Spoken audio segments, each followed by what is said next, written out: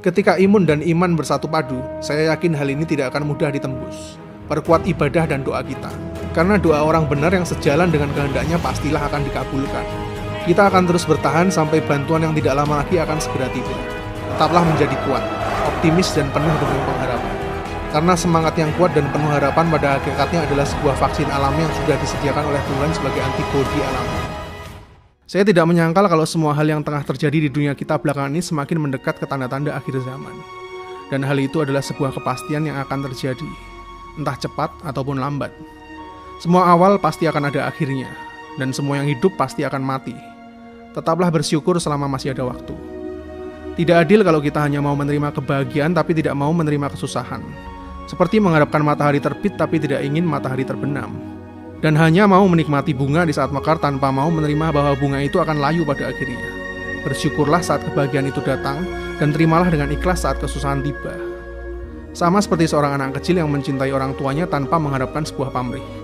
Coba bayangkan apa yang dirasakan sang pencipta saat makhluk ciptaannya punya hati sebesar itu. Yang mungkin baginya tidak ada yang lebih indah daripada itu dibandingkan dengan seluruh semesta ciptaannya sekalipun. Ingat, setiap manusia yang hidup punya tanggung jawab dan perannya masing-masing untuk dunia ini dan Tuhan. Jangan pernah menyerah dan kehilangan harapan, karena semakin hebat dan kuatnya sebuah pedang, ditentukan dari seberapa keras pedang tersebut ditempa dalam bara yang sangat panas. Begitu juga dengan manusia. Orang-orang hebat lahir dari seberapa keras hidupnya diuji dan tetap berdiri tegak.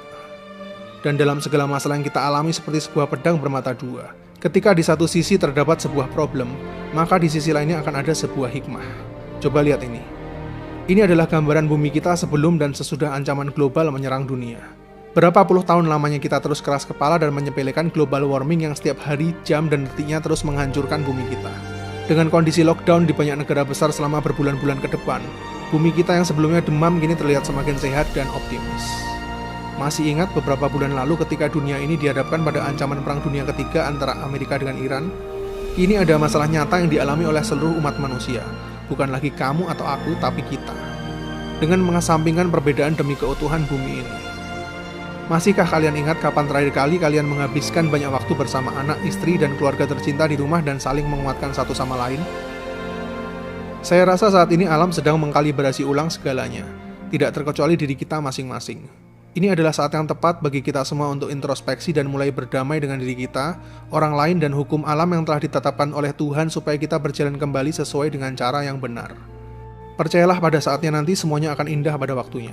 Sama seperti sebuah badai yang telah berlalu. Selalu ada titik puncak badai sebelum semuanya reda.